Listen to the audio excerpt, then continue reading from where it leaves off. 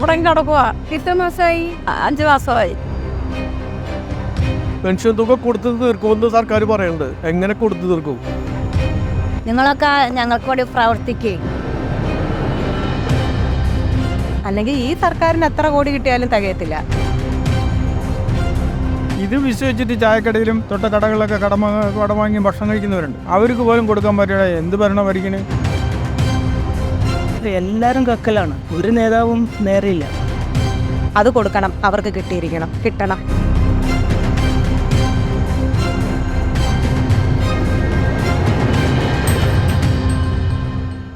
ഇപ്പോൾ നമ്മൾ ഏറ്റവും കൂടുതൽ ചർച്ച ചെയ്യപ്പെട്ട വിഷയമാണല്ലോ പെൻഷൻ തുക. അപ്പോൾ ഇന്നലെ ബജറ്റ് അവതരണത്തിൽ പറഞ്ഞിട്ടുള്ളത് പെൻഷൻ തുക കൊടുത്തു തീർക്കുമെന്നാണ്. അപ്പോൾ അതിനെ പറ്റി എന്താ? പെൻഷൻ തുക കൊടുത്തു തീർക്കുമെന്ന് സർക്കാർ പറയുന്നുണ്ട്. എങ്ങനെ കൊടുത്തു തീർക്കും? ആകെ ഇവിടുത്തെ വ്യവസായങ്ങൾ അമ്പേ പരാജയം. അതുപോലെ തന്നെ ഇവിടെ ആകെ കൂടി കിട്ടുന്നത് ലോട്ടറി ടിക്കറ്റും അതുപോലെ തന്നെ മദ്യം, അതുപോലെ തന്നെ സിഗരറ്റ്. ഇതൊന്നല്ലാണ്ട് വരുമാനം എന്താ കിട്ടണം സർക്കാരിന്? പിന്നെ പെൻഷൻ എല്ലാവർക്കും മുടങ്ങി കിടക്കില്ലേ? കിട്ടണം, തീർച്ചയായിട്ടും കിട്ടണം. എല്ലാവരും ബുദ്ധിമുട്ടിയിരിക്കുകയല്ലേ? എത്രയോ എടുത്ത് ഭിന്നശേഷിക്കാരായാലും മറ്റുള്ള ആൾക്കാരായാലും എത്രയോ എടുത്ത് ബുദ്ധിമുട്ടി കിടക്കുന്നുണ്ട്. അവർക്കെല്ലാം കിട്ടണം. എനിക്കിപ്പോൾ പ്രായമായി, ഇന്ന് ഒരു 5 മാസമായി കൊടുത്തിട്ടില്ല. ഇവർ കൊടുക്കില്ല. പോയ പ്രാവശ്യം 20 തൊട്ട് 25-ആം തീയതിയിൽ കൊടുക്കും, 2 മാസത്തെ കൊടുക്കും പറഞ്ഞു. ഇന്ന് വരെ 10 പൈസ കൊടുത്തില്ല. അപ്പോൾ അത് ഗവൺമെന്റിനെ ബാധിക്കുന്നല്ലേ? നമ്മുടെ വയസ്സായ ആൾക്കാർക്കും ഇവർക്ക് കൊടുക്കുന്ന നമ്മുടെ പെൻഷൻ ഉണ്ടല്ലോ, അത് 6 മാസമായിട്ട് കൊടുത്തിട്ടില്ല. ഇങ്ങനെയുള്ള ഗവൺമെന്റ് എന്തിനാണ്? ഗവൺമെന്റിന് ആവശ്യമില്ലാന്ന് പറയും. കാശ് ഞാൻ വരുമ്പോൾ എത്ര ചാല ഈ പെൻഷൻ നടക്കുന്നത് ഒന്നും ഒത്തിരി തന്നിട്ടില്ല.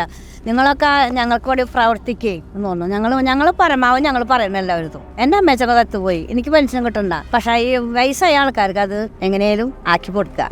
ഇവിടെ കിടക്കുക.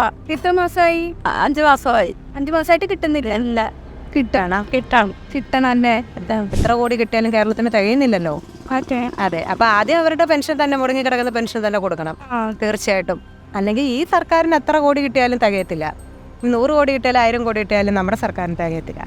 അതന്നേരം കിട്ടുന്നത് പാവപ്പെട്ട ജനങ്ങളുടെ പെൻഷൻ കൊടുത്തു തീർക്കുക, അത്ര തന്നെ. അത് കൊടുക്കണം, അവർക്ക് കിട്ടണം. എത്രയോ ആൾക്കാർ ഭിക്ഷയായിരിക്കും. നമ്മുടെ കാര്യം വിടും, നമുക്കൊരു ചെറിയ ജോലി ഉണ്ട് വയ്ക്കുക, വല്ലപ്പോഴൊക്കെ ഇടയ്ക്കിടയ്ക്ക് ജോലി കിട്ടും. അവർ ഇപ്പോൾ ഇവർ ഈ ഭരണത്തിലല്ലേ അത് ബാധിക്കുന്നത്? ഈ ഭിക്ഷയ്ക്ക് പോകുമ്പോൾ ഇന്ന് വരെ കൊടുത്തിട്ടില്ല. ഞാൻ ഒരു 2 മാസം കൊടുക്കുക. കാരണം ഇത് വിശ്വസിച്ചിട്ട് ചായക്കടയിലും തൊട്ട കടകളിലൊക്കെ കടം വാങ്ങി ഭക്ഷണം കഴിക്കുന്നവരുണ്ട്. അവർക്ക് പോലും കൊടുക്കാൻ പറ്റില്ല. എന്ത് ഭരണം ഭരിക്കണേ? പിന്നെ പെൻഷൻ്റെ കാര്യം, ഞാനവിടെ കുറേ ബുദ്ധിമുട്ടിയിട്ട് ആൾക്കാരുണ്ട്, വയസ്സായവർ, വയ്യാതെ വയ്ക്കുന്നവർ. അവർക്ക് പെൻഷൻ കിട്ടാനുള്ള അനുമതി കിട്ടണം. അപ്പോൾ ഇതെങ്ങനെ എത്രത്തോളം ഈ 5 മാസത്തെ പെൻഷൻ ഇനി കൊടുക്കാനുണ്ട്? ഇപ്പോൾ 6ാമത്തെ മാസം വരുന്നത്.